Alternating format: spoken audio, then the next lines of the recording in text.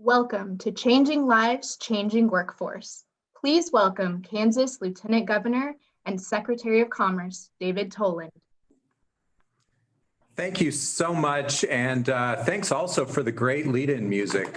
Wasn't expecting Journey today, but great choice. So good afternoon, everybody. As Secretary of Commerce and now Lieutenant Governor of the state of Kansas, I can tell you that even before COVID-19 disrupted our lives and our livelihood, we were already facing a looming problem that will still be there even when the pandemic is over.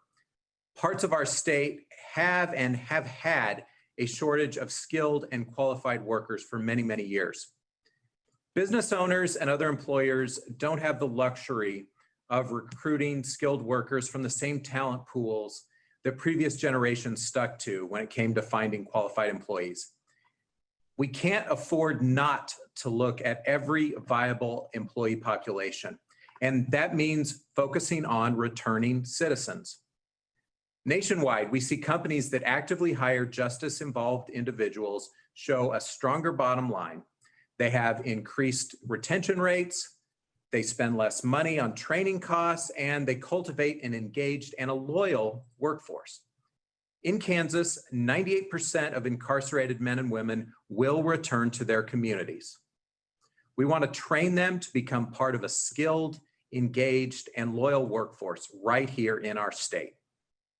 Not only is this good for the men and women who are reentering society to be trained in meaningful work in high-demand industries, but it's good for our cities and our towns and our people.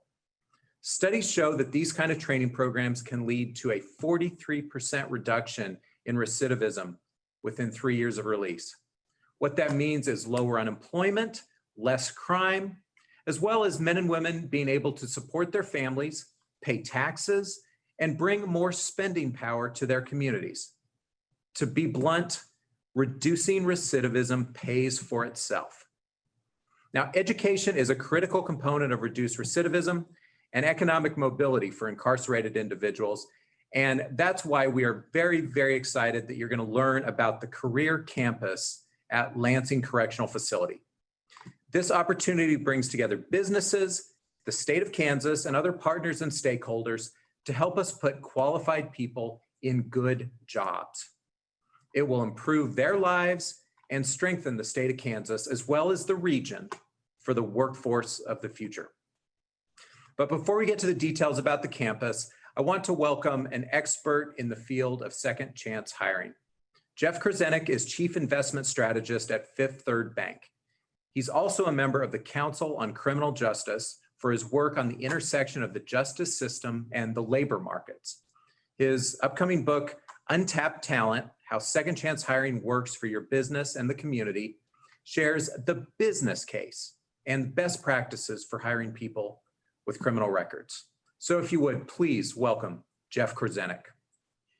Thank you so much, Lieutenant Governor. And I think I'm going to put some pictures to your very insightful words. And I want to start out in terms of the business case for second chance hiring by emphasizing that whether you're an employer or having a workforce challenge and a talent challenge, all of us have so much to gain from this. And it starts out by understanding the basis of growth and growth potential. This is data from the Congressional Budget Office, and it shows primarily historical growth rates in the US economy, and then on the far right-hand side, projected growth rates. And you can see we've been trending towards lower growth in the US economy.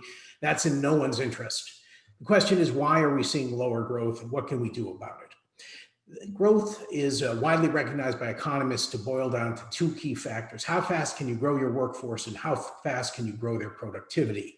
In this chart, the blue line is productivity. It somewhat comes and goes over time, but the green bars here, which are our workforce growth, are where our real challenge is, and also our real opportunity, and why we've gathered here today. You can see these trends have been lower and lower in terms of workforce growth. That's been the primary drag on growth over the last 20 years in the U.S. Economy.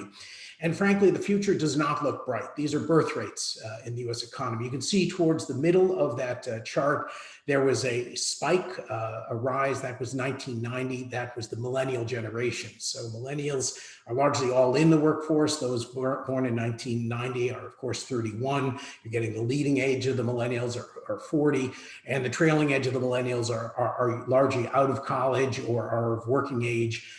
So the future is going to be challenging. We're going to follow this birth rate decline down in terms of our labor force. We're already, say, 20% below the millennial peak in terms of births in the United States. And even immigration is not an answer. Fertility rates, the number of children that the average woman is expected to have over childbearing years in the United States, is running below replacement rate of our population, and yet we're among the best in the developed world. Emerging markets like China have birth rates and fertility rates below replacement rates. We believe at Fifth Third Bank that the great challenge of managers and of business leaders in the decades ahead will be talent acquisition, talent development, and talent retention. There's one solution, and that solution is taking people who have been sidelined and marginalized from the labor force and bringing them into lives of economic contribution and productivity. The chart you see before you is what's known as the labor force participation rate. That's the percentage of technically civilian, non-institutionalized adults who are either actively working or actively seeking employment. And has been declining for decades, largely a result of baby boomers leaving the labor force, starting to grow. And then, of course, the pandemic has been very disruptive, sending many of the long-term unemployed out of the labor force for good. Many parents, notably women with children at home, have been dropping out of the labor force. This is moving in the wrong direction. If we can bring more marginalized workers back into the fold, we can grow our economy faster. We see one of the best opportunities as those who have been touched by the criminal justice system. In particular, I would highlight the 19 million Americans who have a felony conviction. The vast majority of those are outside of prison. There are only about 2 million people currently incarcerated in the United States. And of those, most are working age. The question is, where are they in the economy? Almost without exception, this group is either unemployed or underemployed. We like to flip this and say this is not just a problem, but it's also an opportunity. If we can better utilize this population, we can do so much better in terms of economic growth. It's such an enormous resource for the US economy, and one that is largely untapped. Now, none of this would matter if there weren't models for making this work. And as the Lieutenant Governor pointed out, there's a good track record in the United States of companies that have cracked the code and figured out how to take people who have been marginalized, whether from a criminal record, a history of addiction, or just the scars of being raised in deep poverty, and to bring them back. But it requires a partnership, private sector, employers who are willing to understand and invest in the resources needed to, time and resources needed to bring this population into their workforce, to understand the extra needs sometimes of flexibility or mentoring that are common for this population. Government to put in place structures such as the career campus to create a better opportunities both for the business community and for those who have been incarcerated. And finally, nonprofits, and you'll hear from some of them today, who play such a critical role in helping bridge this gap, making people ready for employment, providing soft skills training, changing hearts, not just changing minds. All of that, when coupled with a private sector employer who is willing to make the investment to have a process for selecting who is ready to turn their lives around, and to not just only offer employment, but supportive employment that helps those workers develop the skills they need to succeed, It's a very fair return on investment. In fact, an extraordinary return on investment. At a time when we're facing a talent shortage in the United States, this population is extraordinarily loyal to their employers, highly engaged, and we see that as an opportunity for productivity and profitability. And that's certainly what we've seen in the companies that have employed these strategies. With that, it's my pleasure to introduce Kansas Department of Corrections Secretary Jeff Zmuda. As Secretary of Corrections, Zmuda oversees an agency responsible for managing nearly 10,000 incarcerated adults in 8 correctional facilities across the state, and more than 7,000 adults on supervision in the community with 2 parole districts. He and the Kansas DOC also work collaboratively with community corrections agencies throughout the state that provide local supervision for more than 8,000 individuals on probation. With more than 30 years of public service in the field of corrections, Zmuda brings extensive knowledge and experience to his role. With that, please welcome Secretary Zmuda. Thank you, Jeff. Appreciate it. Hi, everybody, and thank you for joining us here today at our event. As Lieutenant Governor Tolan referenced earlier, about 6,000 folks leave Department of Corrections facilities and return to our communities each year. With 98% of the individuals in our custody releasing back to our communities at some point in the future, those individuals represent a potential workforce, a workforce that is all too often, if not overlooked, certainly undervalued. Our population is talented and eager to become successful, contributing citizens upon their return to the community. A number of factors lay a foundation for their ability to have that success and contribute. Stable housing, transportation, access to services all play a key role in their successful transition. But the bedrock supporting those foundational factors is a job that provides a livable wage. We know that providing the education and/or training to prepare returning citizens for a role in the workforce moves the needle with regard to the number that return to incarceration. An independent evaluator reporting findings between July 2014 and January 2021 reflects the gains that are possible. Those outcomes suggest that workforce readiness for individuals in our custody not only is addressing their needs and those of the business community, they also represent enhanced public safety. Kansas Department of Corrections has a number of exceptional, committed partners helping us prepare our population for return to the community and the workforce. Private industry, contractors, workforce centers, other government entities, Kansas colleges, 3 of whom provide services at the Lansing facility, each play an important role in providing the opportunities our population need to prepare themselves. But we can and need to do more and do it well. Given the workforce limitations outlined earlier in Jeff Korzenik's presentation, there is truly a need for a greater investment in returning citizens. Our vision is to provide opportunities throughout our correctional system to develop a workforce that is educated and trained to meet the needs of business in Kansas. That next step to transition from vision to reality is establishment of the career campus at the Lansing Correctional Facility. Our organization is committed, our returning citizens are eager, our partners are engaged, our businesses have the need, and our ask is for your involvement. It's now my pleasure to introduce John Buckley, the moderator for our panel discussion today. John C. Buckley II, Colonel, U.S. Army retired, is a veteran, career coach and mentor, author, and an expert in the field of career transition. He currently assists Coke companies to develop and implement recruiting and retention programs for people with criminal records and military veterans.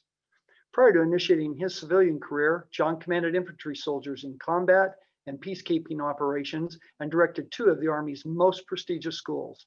He teaches transition courses, gives seminar presentation, writes about the barriers to finding employment after re-entry and military to civilian transition, and continues to mentor those job seekers who have criminal records, as well as current and former military personnel.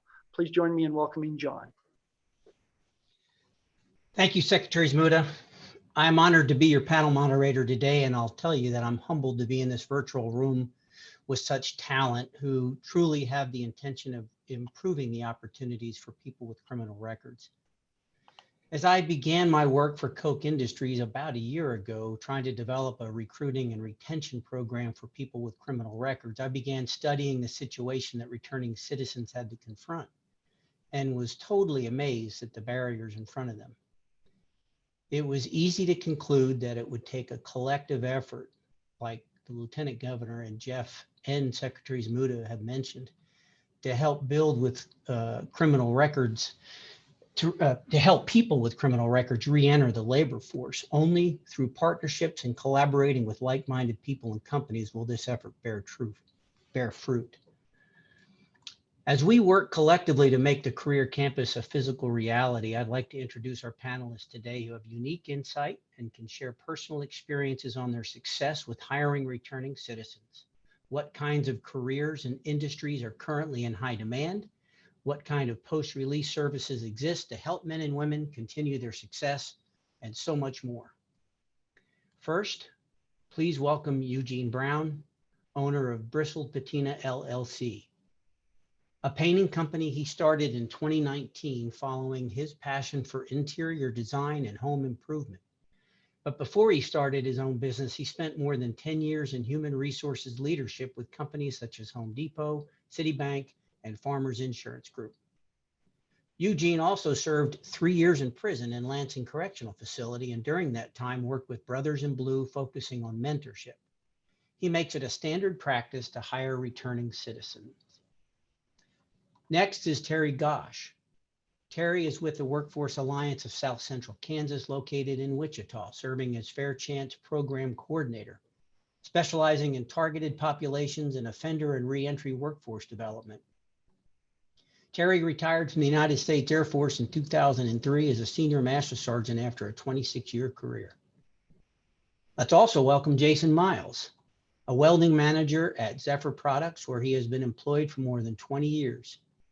Jason is also formerly incarcerated and is a volunteer at the Lansing Correctional Facility and was named 2015 Volunteer of the Year by the Kansas Department of Corrections. He's currently Vice President of Reaching Out from Within, an inmate-led prison self-help group. Last but not least, please welcome Brittany Peterson. Brittany is the lead resource specialist and training facilitator within the Second Chance Risk Reduction Center at the Kansas City Metropolitan Crime Commission. She served in the reentry community since 2013 and is focused on community collaboration. Brittany is also a member of the Violence Free Kansas City Committee, the Greater Kansas City Reentry Team Network, the Non-Fatal Injury Case Review Panel, Regional Workforce Intelligence Network, and sits on the advisory board of both Determination Incorporated and the Educational Opportunity Center. This is an amazing collection of experienced professionals with true passion for this subject. And again, let me welcome each one of you to today's panel discussion. Our first question will be for Terry Gosh. Terry, you've been with the Workforce Alliance of South Central Kansas for 15 years. What have you seen that are the most successful transitional industries, and maybe also focus on what are the most in-demand industries right now? I think at least here in the Wichita area, the #1 industry has always been manufacturing. Our local economy, of course, is driven by the aviation industry, and a lot of companies exist to serve those larger aircraft manufacturers, but there's also many others that produce non-aircraft related products. So even if there's a decline in the aviation industry, which tends to happen, there's always a manufacturing jobs that are plentiful. So because of that, a lot of our clients are able to find at least entry-level jobs in this industry at these companies, and they're able to learn skills on the job that they can either use to advance within that company, or to move on to different opportunities. It's also a good industry, and they're very open and they work very well with individuals who do have criminal backgrounds. So it's really a good fit for the clients that I work with. Construction has also been another good industry. A lot of the clients that I work with were able to earn the NCCER certification while they were incarcerated. And that certification gives them instant credibility with local employers because they respect the training they receive from that organization. This certificate in particular, to me, has always perfectly illustrated the power of advanced training and certification and how it can increase an individual's opportunities to earn a self-sufficient wage and beyond.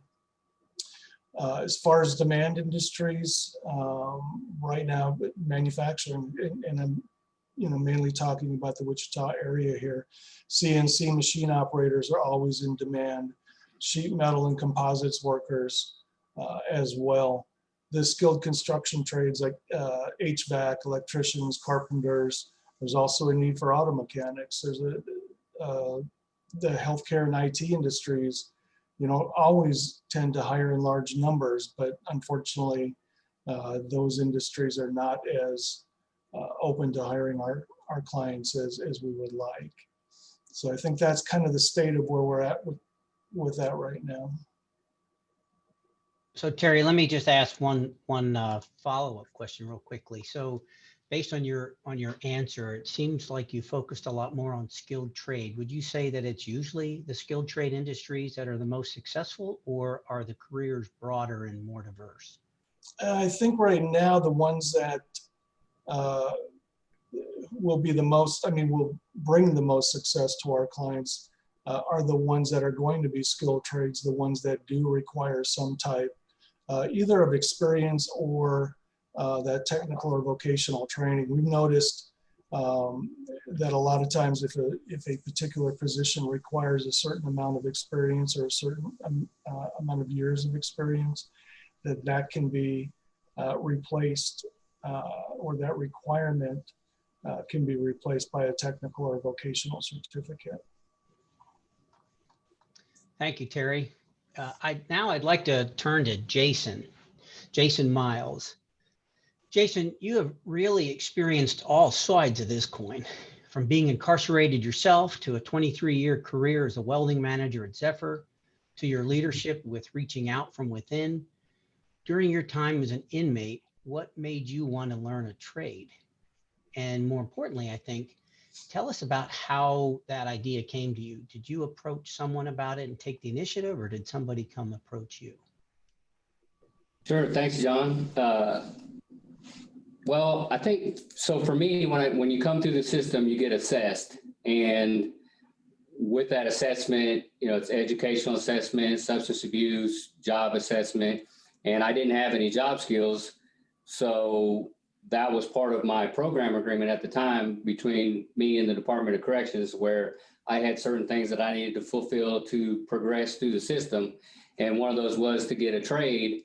And at the time, there were some friends of mine that were in the welding trade at the prison. And so when I looked at needing to fulfill that part of my program agreement, that was where I went to, was to the welding.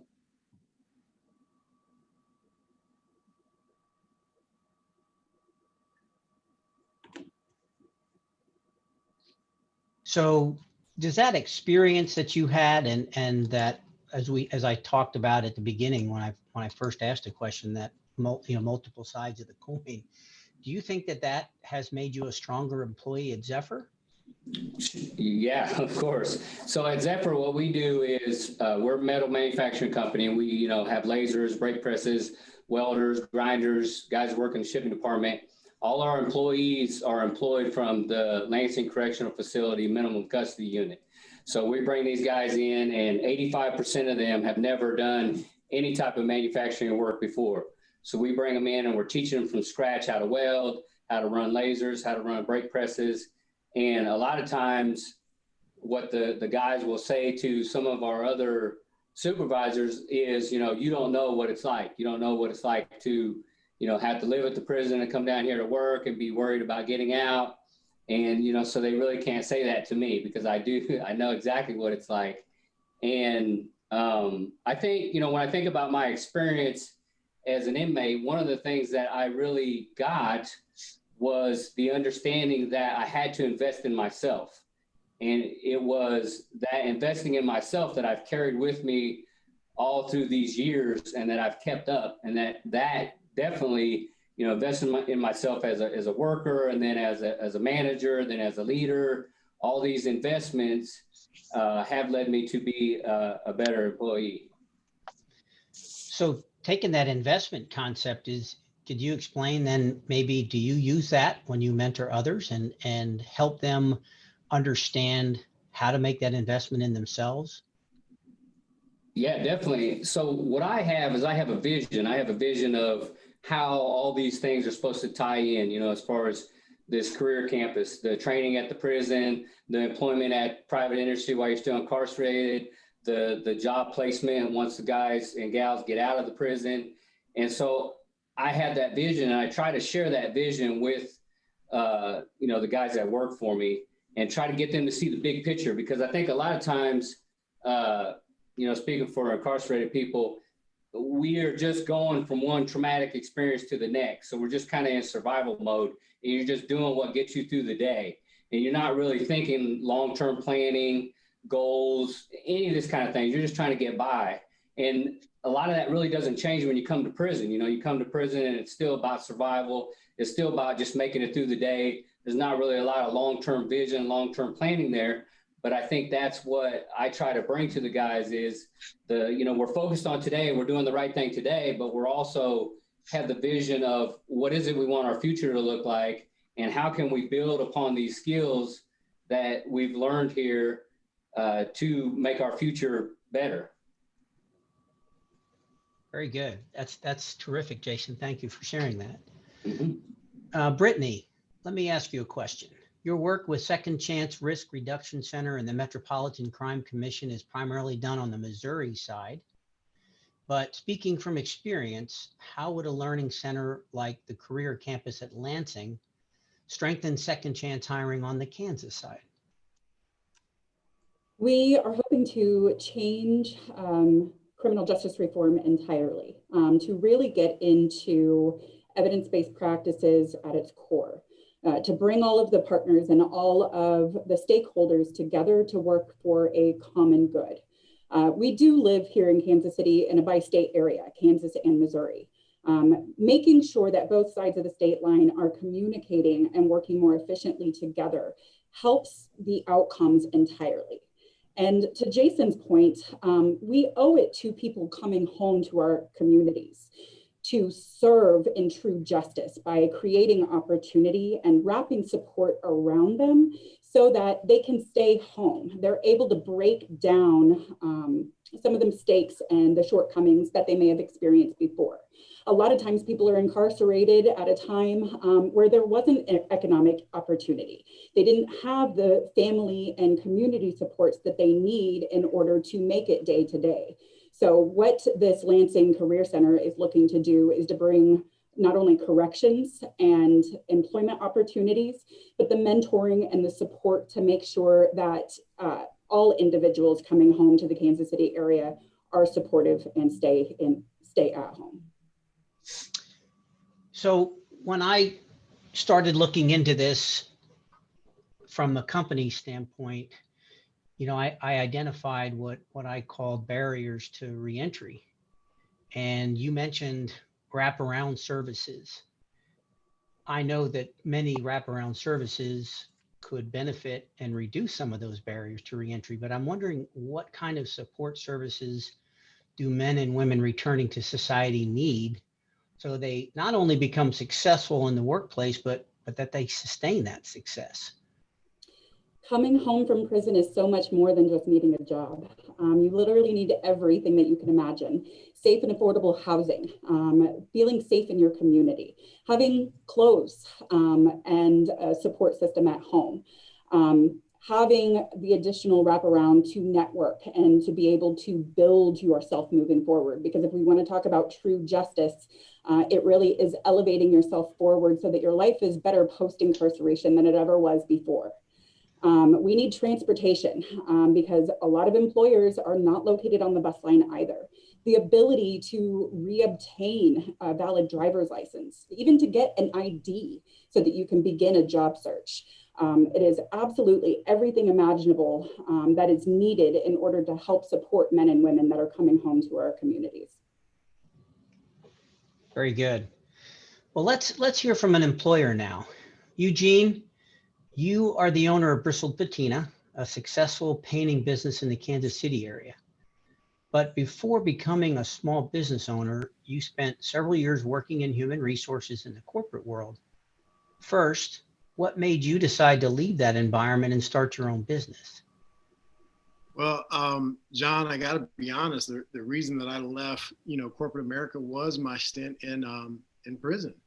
But upon returning, I had some opportunities presented to me, and like many of the guys and women that leave prison, I saw those opportunities kind of yanked away from me just because of a decision I had made some years prior. Without even jumping into some of my professional background and accomplishments, it was almost like, getting 2 strikes or 3 strikes before you even have a chance to step up to the plate. And so fortunately, given my experience and things like Home Depot and my industry background and being very knowledgeable around paint, it just became very clear that if I wanted to be successful professionally and have an opportunity to really support my family, that I had to step out on a limb and do it myself rather than to some of the things that Brittany speak of and Terry mentioned, rather than sitting and waiting and hoping for some of these smaller opportunities or chances. I just put everything on the line, and with the support of my wife and my family, decided to start my own business. So why don't you share with the audience, since you have become a small business owner, how many returning citizens have you hired? Absolutely. So keep in mind that I typically run a crew of about 2 to 4 on any given project. This past year and a half, I had an opportunity to hire over 12 guys coming out from prison, which is awesome. So some of the decisions were transitional. I knew they just needed employment for 2 or 3 months as they moved back to their hometown in Western Kansas, and some of it has to do with their conditions upon release. Some of them, unfortunately, weren't successful.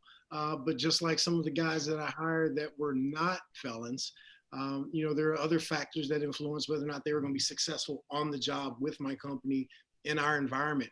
And then I had a couple guys work out really well. So that is part of the process and some of the numbers. But speaking to some of the things that Brittany touched on, I think it's vital that as employers being open to giving people second chances, you have to be knowledgeable kind of their circumstances. And just like an employee that may have lost a spouse, you have to show some compassion, some care, some patience, and even support them as they work through some of these challenging circumstances that face them, just like any other employee.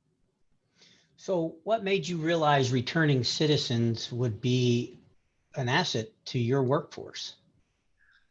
I gotta be honest, it's the motivational factor. A lot of times when we go to hire people, whether it was at Home Depot, whether it was hiring people on the phone, vice presidents at Citibank, it was, does this person want to do this job here?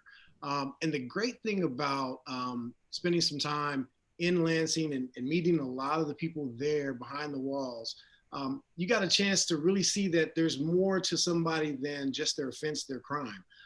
And I swear the numbers are always going to be lopsided, but more often than not, I met somebody that was motivated, but just didn't have either the resources or even the plan. And so as I have my interview process, as I have my vetting process with regards to, seeing what their walk has been like, seeing what their violations were like on the inside, what I realized is that if I set them up with the right tools, oftentimes I furnished all the tools and set them up with the right training processes, that reward that comes, that self-actualization of being able to do a job and do it well, that's the thing that most employees, most people take pride in, no matter what their history, no matter what their personal background is. And so as I looked at kind of that felon population, that formerly convicted, it was just a population that's underutilized, that seemed to have a lot of enthusiasm, a lot of go get it. And man, if I ever met a group of guys that was willing to work as hard as me, I don't know that I've ever met them prior to really making a concerted effort to hire people that had spent time in prison. So Eugene, was this something that you saw early on when you were in the corporate world as HR, or is this something that you had an epiphany after you became a small You business know, owner? I got to be honest. Some of the experience, John, was in corporate America. In around 2001, 2002, Home Depot, prior to that, used to hire, even if you had a convicted murder charge, they would hire you. And about that time, we saw a switch. We adopted a policy that isolated people. And there, you started to see the numbers kind of change as we started to interview candidates from the outside. And it just seemed that the same issues you face with someone that may have had a conviction and someone that didn't were the same. Attendance issues, attitude issues, being teachable, being coachable. It's no different. I think the bigger thing was with that change of policy and being at such a major entity and doing hiring every season to the tune of 100 people in 2 weeks, you start to see the overwhelming evidence that actually the conviction isn't what separates a good candidate from a bad candidate. So given what I do as a painter, interior and exterior, obviously I have a process that vets that allow my customers to feel safe should we be inside for interior season. But it was one of those things where I've had enough evidence to know that the conviction itself doesn't necessarily negate somebody from being an awesome painter at Bristol Patina. Excellent answer. Thank you very much for that. And that's a great segue for the next question. To get a bigger picture of what kind of an effect hiring a returning citizen has, let's go back to Terry. Terry, the partnerships you created between the Workforce Alliance and correctional facilities and other agencies are strong. Can you define the impact they have had on employment and recidivism rates in Wichita? And maybe if you could, in your answer, compare that to the rest of Kansas and maybe even the national average. Yeah, absolutely. And yes, we're really proud of the partnerships that we've built with corrections. And for me, it's been over the last 13 years. I know we've had those partnerships for much longer than that. But together, working together, we've seen employment rates increase pretty much across the board. And the recidivism rates have maintained a steady level. There hasn't been, regardless of the influx of or the increase in the population at the prisons, we haven't seen any increase in the recidivism rates. They have maintained relatively good. Community corrections has also seen an increase in their program completions, which means that these individuals are able to find employment and the judges are letting them complete their programs. Employment rates for level 1 high risk offenders, which is mostly what I work with at corrections, has increased from around 27% to consistently over 50%. And so statistically, the outcomes have been real positive. And I think they, in many cases, are better than a lot of the national averages. Outside of the numbers, though, I think in statistics, I think, there's a lot of other benefits that we've seen from the partnerships that you can't measure. You can't measure in statistics. I think that, we've been able to educate each other as far as, and, we've created awareness for, what each other's needs are. And really the opportunity to exchange resources, ideas, experiences, to me, that's been extremely beneficial in us working together to be able to help our clients achieve their goals. Because like Eugene and Brittany were speaking about, it's more than just employment. There's so many other factors that enter into it.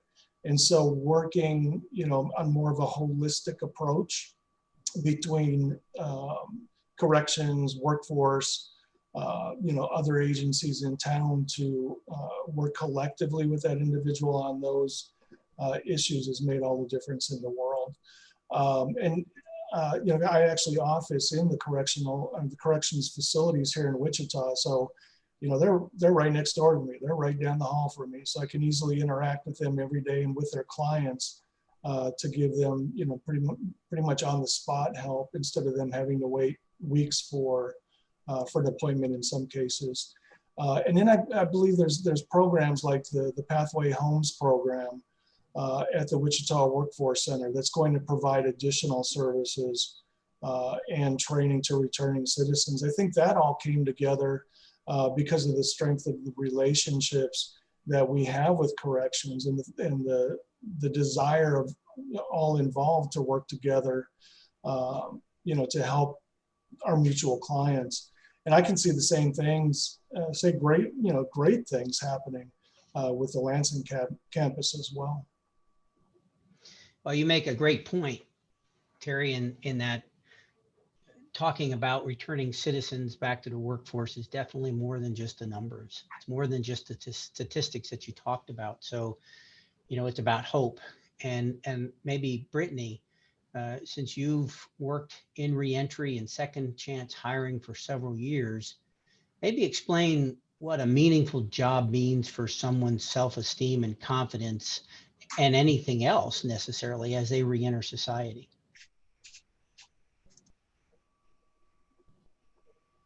Men and women are able to live full lives, to be able to pay taxes, to create income for themselves and for their families, to be fathers and mothers to their children, and to help break down the cycle too. A child of an incarcerated parent is 80% more likely to one day themselves be incarcerated. And if we're able to build self-esteem and add value to our returning citizens' lives, they help to model different behavior for the youth as well. So we are creating change for future generations to one day themselves hopefully not be incarcerated. But we're talking about building hope and inspiration in the community as well. And with everything we've experienced in 2020, we can certainly always use a little bit more hope in the community as well. Very good. Eugene, I'd like to ask you another question, please. Sure. What's it like to see the growth of one of your team members from the first day on the job to where they are now? Man, it's kind of awesome. There's a guy recently, Travis, who worked with me and he finally got to the end of the season where he was ready to transition. And the biggest thing, John, is that the success you see, one, just the overall confidence to do something well, the ability to give feedback and have a candid conversation is awesome, because what you see there, and it's different, and I can't explain it, it's been different than my experience in other corporations, but to watch them take the feedback and to watch them grow skill-wise and have more success has been awesome. Not only you giving somebody an opportunity, but somebody who, it's almost like a lifeline if you see it on the television game shows. And I think the thing that I used to think about was when I gave a young person a job opportunity in my previous HR career, it always felt good. But here there's a sincerity, even in the situations where it didn't work out. I had employees overly grateful, overly thankful for just the fact that someone believed in them, gave them a shot, and they never squandered it. To Brittany's explanation, there are so many other circumstances that may have affected them, but it was never professional, with the exception of maybe one as far as the performance. But it's a great feeling, John. Great. I've got a follow on for you, but before I do, I just want to see, Jason, I see you listening intently to Eugene's answer there. Maybe you could chime in and what's it like for you and for your company to see the growth of one of your team members from the first day until where they are now?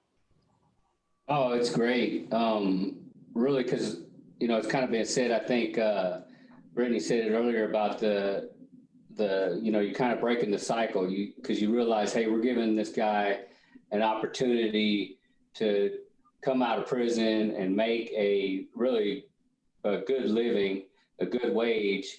And then through that, the hope is that he's able to break the cycle of whatever it was he came from, so that way his kids don't have to go through the same thing that he went through. And just, because I run into guys that have worked for me years later down the road, and then it'll be like, well, hey, I really appreciated all the things you guys taught me. I'm working here at this job. I'm the, welding lead man, or I'm the welding supervisor here. And so it's almost kind of like we're planting seeds all over the place, and you never know when you're going to turn a corner and all just run into a tree. You're just like, wow, somebody just has really got a great hold on life and is doing really well. I mean, you just realize just the ripple effect of that is just huge. You know, I mean, this guy's paying taxes, he's taking care of his family, you know, he's being responsible. He's no longer a drain on society. I mean, just all these great things that you can point to, and just, you know, you can be proud of it in the sense that, but the guys are the ones that are doing all the work. You know, I mean, all we're doing is basically opening the door and laying forth the opportunity and asking them to walk through and trust us. And so when you see that come to fruition, that's a really, that's a huge thing, you know. Thank you for that. That was great, Jason. And Eugene, thanks for giving Jason that minute there. So back to you, Eugene. As a business owner, what would you say to your fellow business owners, or maybe corporate HR folks who may be on the fence about hiring from this unique talent pool? Oh man. My experience, first and foremost, John, I think every company I came into, there were hiring practices and precedents in place. And sometimes we really didn't know why. So the very first thing that I think I would speak to, you know, my colleagues and other business professionals is really understand the business case rationale behind why you do what it is you do in your hiring process. Too many times there's they can't have a conviction from driving, but they're not driving a vehicle. Too many times we walk into positions and roles within companies, and HR in particular, and we just adopt the policy as it is, and we look to continue it on. So I think we need to scrutinize whether or not a practice is viable and if it actually contributes to the company being successful down the line.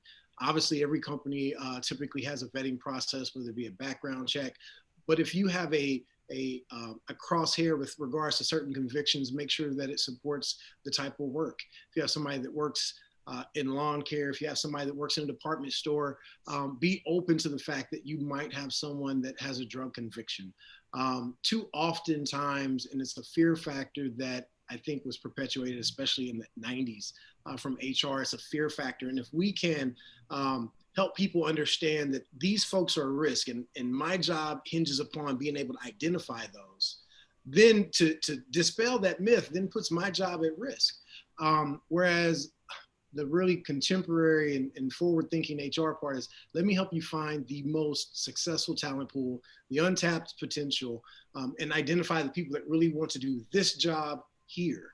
And again, from a motivational standpoint, and even from being able to manage stressful situations and being able to work as a team, I don't know that I've run into a job seeker profile like that of a person that has done time in prison. And so I say just really look and scrutinize the business case rationale for some of the hiring practices. And if it isn't substantiated, then be willing to compromise that and see what you'll come out on the other end of it. Great answer, Eugene. Thank you for that.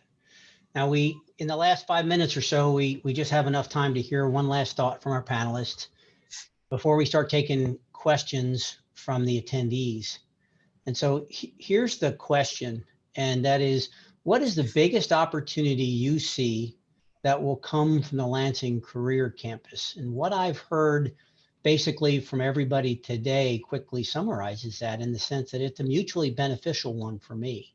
I see this opportunity as an opportunity for those individuals returning to society and getting a fair chance by getting them a good kickstart, by giving them skills that they can use in their job. It will also, for small businesses and big businesses alike, it's going to create a unique talent pipeline that's got quality talent there.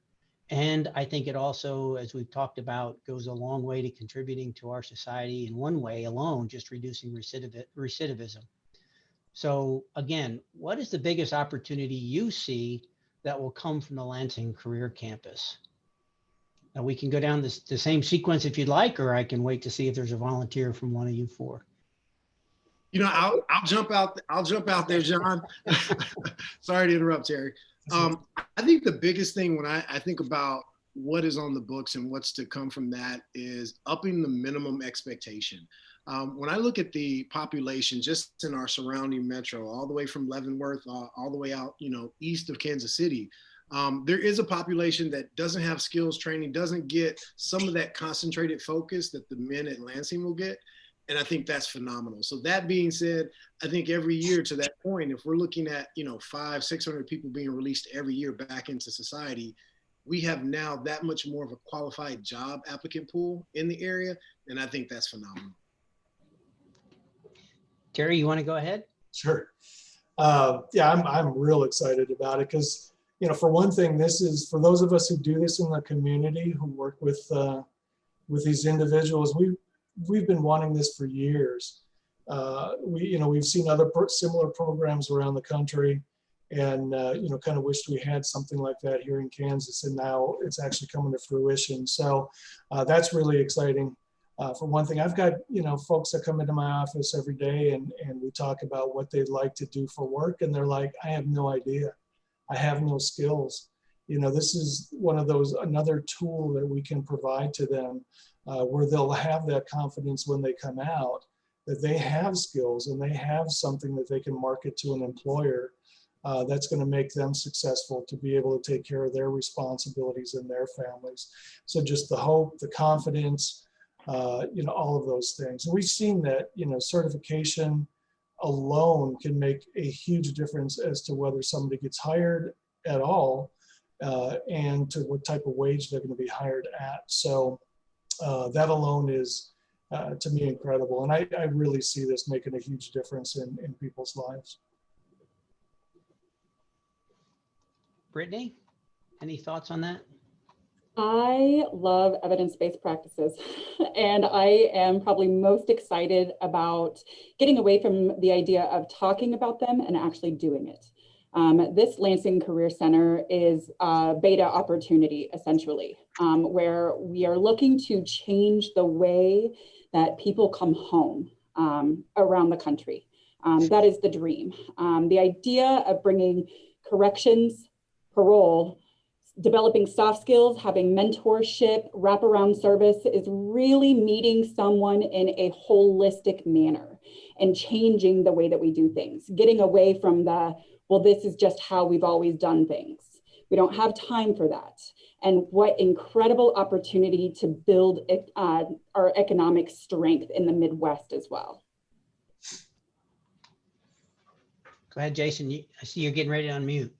Oh yeah, I got it. So this is where I'm at. I'm at the looking at it from the wage perspective, and obviously when somebody has skills, there's employers that are willing to pay a higher wage because that person has skills, and the data is there that shows that people coming out of prison with skills that are paid a higher wage, the recidivism is a lot less for those folks.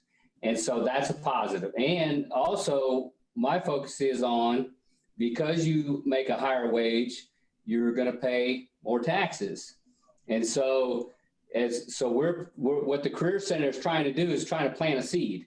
And as long as the individual continues to water that seed, they're going to gather more skills and they're going to make more money. And as they make more money, they're going to pay more taxes. So it's just kind of a ripple effect that benefits everybody, that everybody can look at that and say, hey, that is a great thing that is doing great things for a lot of people.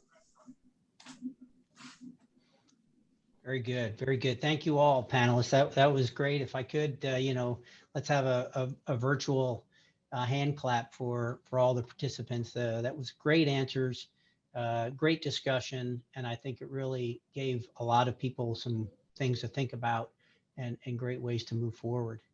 At this point, what we'd like to do, and I've been watching, we have quite a few questions that have started coming in already, which is great. So let's welcome back Lieutenant Governor Toland, Secretaries Muda, and even Jeff Korzenik for the audience Q&A part of our afternoon. And as I said, we've got questions that are coming in, and please just get into the Zoom chat, and we'll see if we can answer as many of them as we can. So the first, I'm going to go right ahead because I think there's great questions already, and the first one I'd like to tee up really is for the leadership, and that is, are there any plans to bring inmates from the Topeka Correctional Center to take courses at Lansing? If not, are there other plans for developing technical training courses along with the existing coding program that's called The Last Mile at TCF?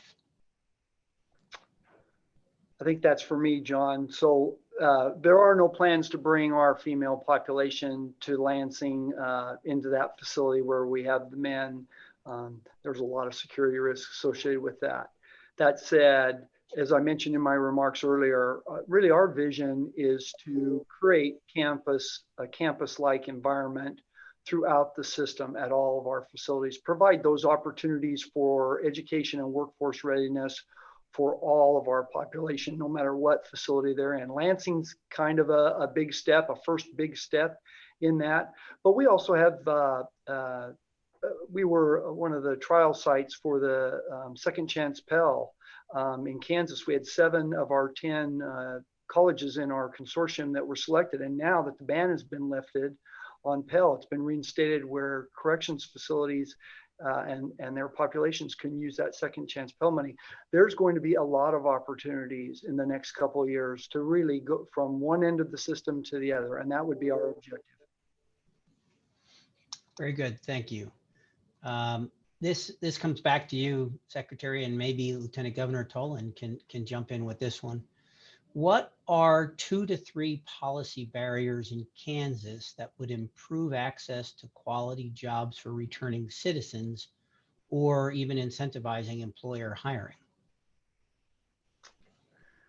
Well, I could give you a couple. There's some licensing restrictions, occupational licensing restrictions, and I'll use one example in healthcare. There's some restrictions. If you've been convicted of a felony, you're not able to get into at any level or very little level in the healthcare field. And there's clearly a need for healthcare workers out there. So modifying, relaxing, changing those restrictions on licensing in some occupations where it really doesn't necessarily relate to criminal activity of someone in their past would be one. Take just a real simple one. It doesn't seem like it's much of a career, but it makes a difference. Is the inability to reinstate a driver's license is so difficult. The fines and fees and suspensions that sit on someone's driver's license while they're incarcerated, it can be overwhelming and time consuming, a big lag in just being able to drive legally so you can make it to that job and make it so you're on time and taking care of business. So those are 2 real basic, real straightforward policy issues that could make a difference. And I might jump in here, to amplify Secretary Zamuta's comments and also take it down the road of the kind of cultural change that I think needs to happen is significant. We need to normalize hiring of past offenders, and that's something that happens employer by employer. The folks who are actually making those decisions, but it's also, I think, important for public figures to get out there and state the case. In my case, I'm just talking the business case. I'm not talking about all the good social and societal reasons to do this. I'm just talking about from a pure dollars and cents perspective, as Secretary of Commerce, I can see the opportunities that exist here. We have true workforce shortages in this state. And so I think it's important that I be talking about this, Secretary Zamuta be talking about this, that all of the business owners, HR folks that are on the line today, we need to be vocal on this issue and really get out there and normalize it. So I think this is both a combination of policy barriers and cultural acceptance barriers that we got to get over. And I'm going to jump in as well and talk about, we don't have to wait for government policies for this. A lot of this is what happens at the employer level. And it's very important that employers, even if they're not ready to, flip the on switch and start this, think about intermediate steps. We have an initiative we've called Bridging the Box, which is start by understanding that there are low risk hires who may have a felony conviction, someone who's been out in the workforce, gainfully employed and a good contributor for 5 or 10 years. Why would you want to exclude them based on something in their past? So simply being willing to not automatically exclude people with felonies is really important. And then there's an education process understanding that while we're talking here specifically about people who are incarcerated, the majority, kind of startling, the majority of people with felony convictions have never actually had to serve a prison term. They were convicted of things of such minor risk to public safety. So there's an education process. Meeting companies that have done this successfully is very important. Connecting with nonprofit partners and the departments of correction that can be great partners in sourcing talent. Even if you as an employer are not willing to hire people with records, what do you care what your vendors are doing? And yet many companies have vendor restrictions that preclude them from sending people with felonies to their felony convictions to their work sites. That's simply not fair. And then the last one that I think is very important is recognizing that you may have someone on your team who has been a contributor for decades who has a conviction on the record and lives in fear every day that this will become uncovered and violate some kind of company policy.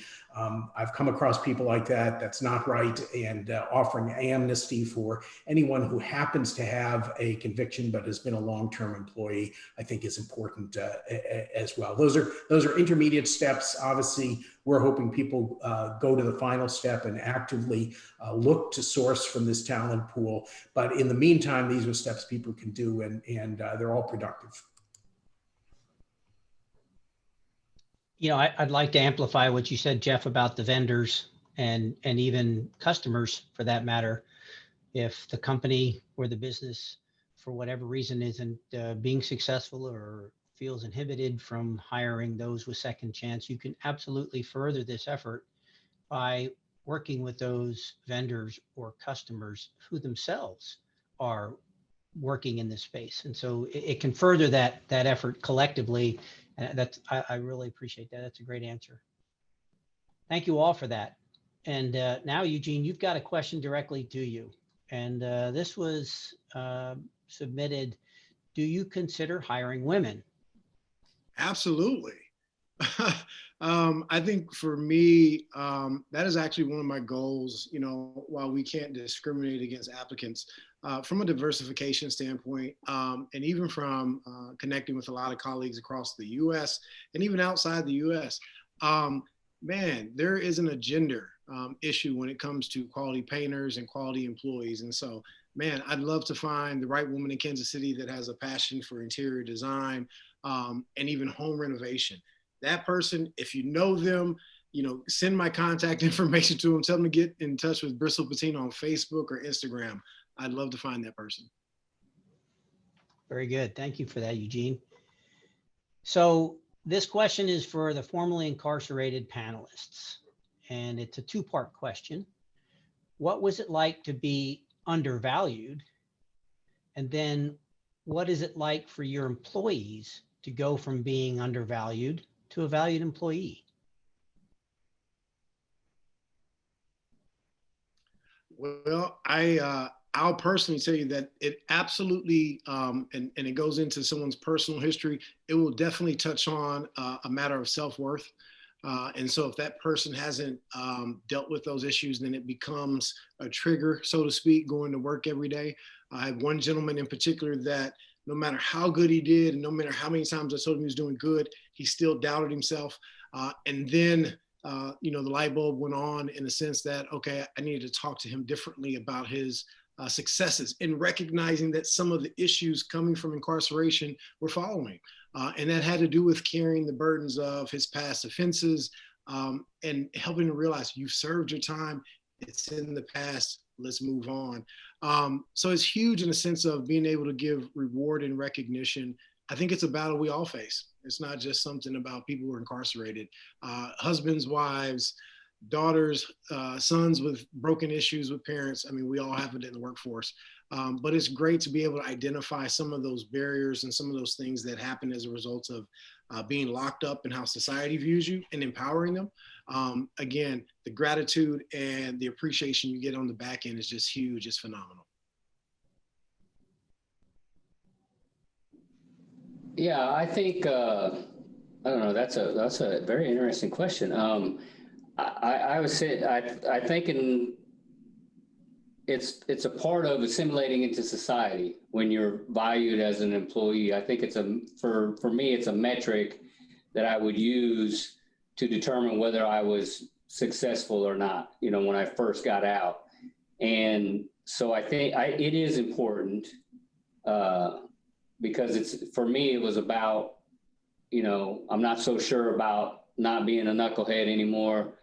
And then now that I am valued as a contributing member of my job, to me, that was a part of the whole big picture of what it meant to make the transition from being this person who got in a lot of trouble, who, wasn't sure that they were part of society, and then now to understanding that I am a part of society and I am contributing.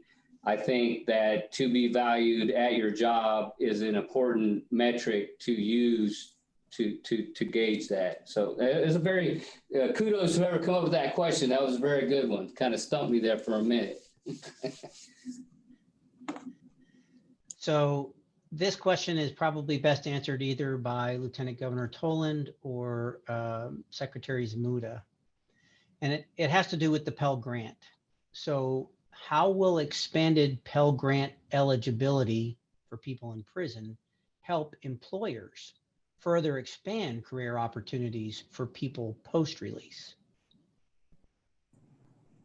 Secretary Zmuda, I think I'll kick that one to you, actually. Thank you, Lieutenant Governor. So, John, what we would hope with that expanded opportunities with Pell is to reach out to the business community, know what those needs are out there, and tailor those education and training programs in our facilities towards that need that's out there in the community. That makes the most sense. That's really part of what we're talking about here with this career campus and really system-wide. So more opportunities coming in, tailoring those to make sure they're the right opportunities. So upon release, there's a place to go and work and use those skills, education and abilities. I think that's the key there. Okay. I think this is coming right back to you as well. Is there anything being done at the career campus for teaching soft skills? We're doing a little bit of soft skill training throughout the system, not just at Lansing, but it's not enough. It's not enough. And I know that some of our private industry partners, and I believe where Jason is at with Zephyr, I think they do some soft skill training there as well with folks that come on board. So that'll be part of enhancing what we're doing is to get those folks that have soft skills, because we know that's such an important component. Technical skills are one thing, but being able conflict resolution, how to get along with other folks, how to navigate the workplace, that's important for people. So that'll be an expanded part of it. Colonel, if you don't mind, yes, we absolutely have the intention of soft skill development as part of the program. There are a lot of layers and a lot of moving parts on this. That is what makes it so uniquely collaborative. Brothers in Blue will be heading the mentoring and soft skill development, working on the thinking errors and the cognitive restructuring. Partnered with Second Chance, our program as well, for a smooth transition into the community as well. A variety of approaches that just hasn't been done this way in our Midwest area.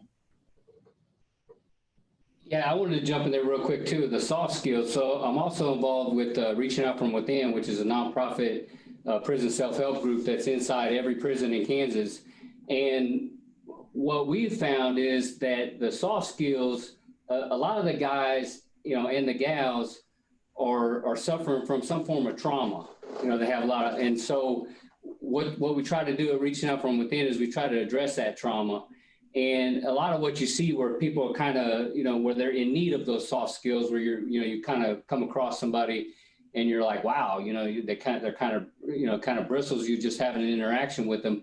They're in desperate need of those soft skills. And some of that is related to trauma. And some of it is just things that, didn't catch on too well in life, learning. And so that's what we try to teach at our group, and there's other groups in the prison as well doing these kind of things. And that's where I think it's just important that this is kind of a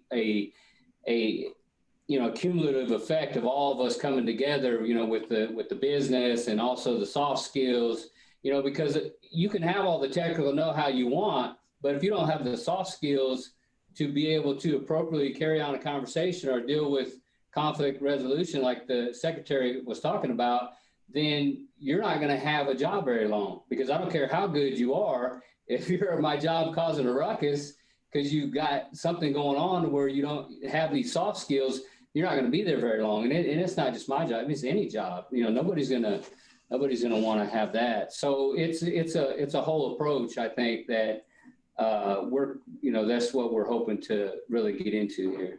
So that's all I got.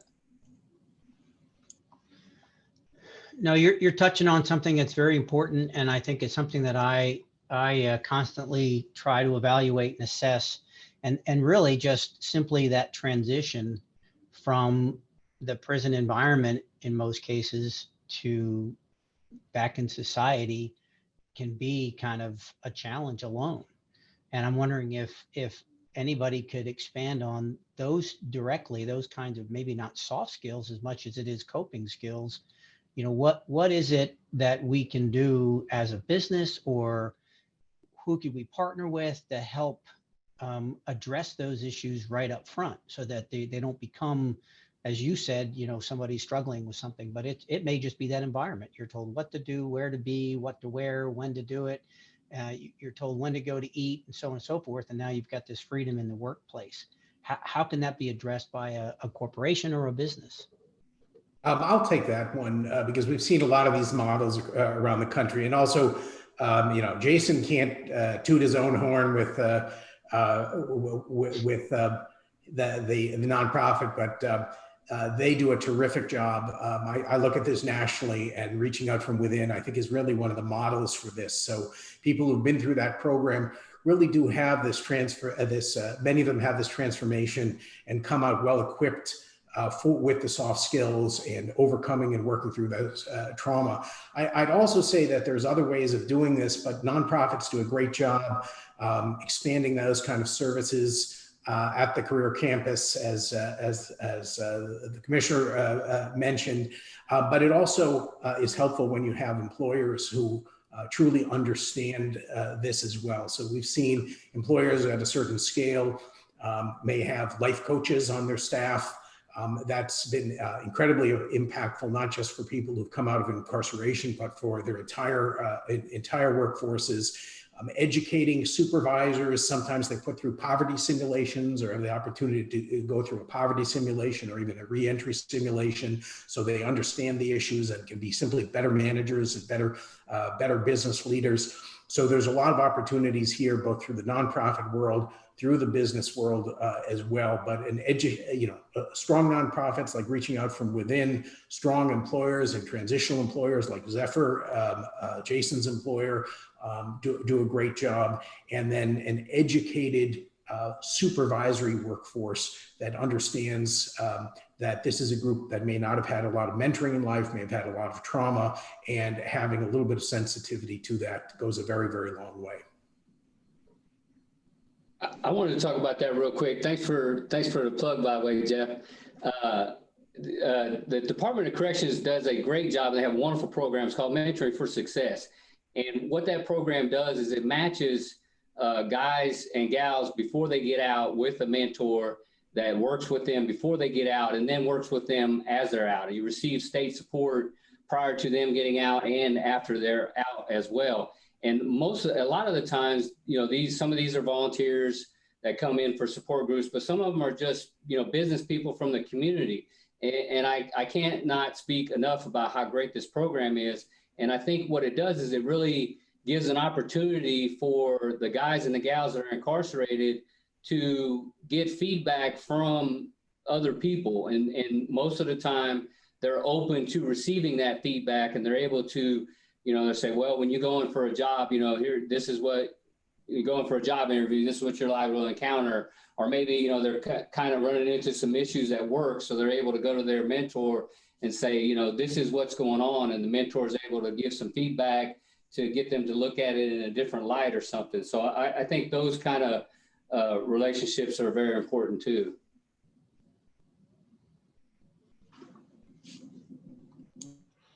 Okay, Secretary's mooted. This question is coming in just for you, and it's more about the program itself and how many days a week the training will be. Will there be restrictions on who can enter the program, and sort of what are the personal or professional requirements for getting enrolled in the program? Well, we'd be operating that career center at least 5 days a week and probably 6 and expanded hours, knowing that we need to do some accommodation for some of our work opportunities while people are still getting educated and trained. You know, we would open that up to just about anybody. I could see some of our longer term folks that are with us for quite a while going through different education and training programs so they could become tutors or mentors inside the facility to help others as they come along. That's a pretty good model for that. Really, restrictions would be, you know, your behavior in the facility. Obviously, if you're too disruptive, you can't be out amongst the population. But short of that, we would do assessments and testing and try to place people in the education programs that they need, and workforce training programs where we believe they have either the aptitude or the abilities to be successful.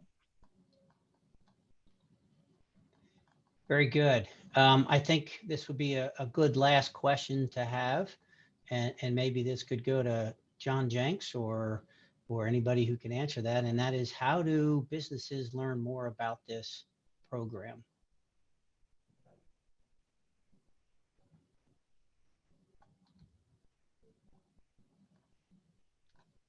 Well, I'll let the secretary answer, and thanks for the question. No, I could put my information in the chat box, and we could send it out as a follow-up. Happy to contact me, and I can point you in the right direction to the appropriate person to learn more about this project, and hopefully we have more information as we move along. So, Mr. Secretary, anything else to add to that? Yeah, John, we have a public email box. If people go to our site, KDOC.gov, and look us up, there's an email box. You can send us an email with an idea, or if you want us to reach back out to you, we've got people that can do that. And so any means possible through the chamber or directly to us, either way is fine by us. Great, thank you. So, and really it's a special thank you to everybody that was involved today, all the panelists, all the speakers.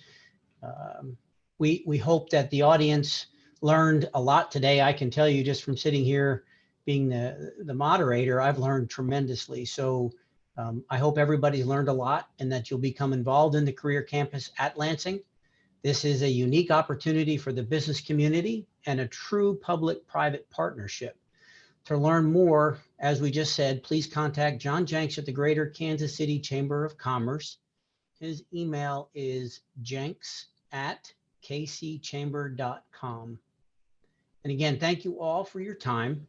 We hope you can become a part of the success of the Career Campus, our returning citizens, the state of Kansas, and this entire region. Thank you, one and all.